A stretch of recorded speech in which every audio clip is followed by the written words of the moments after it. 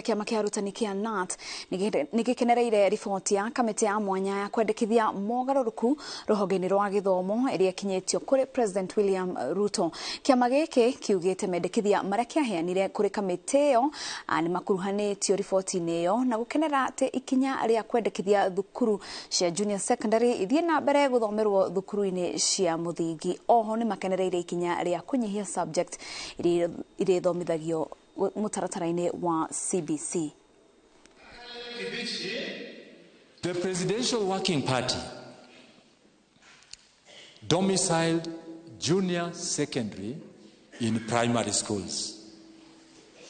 Kenya National Union of Teachers conducted yet another research, and we gave our research report on findings to Professor Manavu, and we inducted all the branches based on the research. And every branch in this country knew what to say about CBC, knew what to say about the amendments that we expect. And what the branches said were internalized by the Presidential Working Party.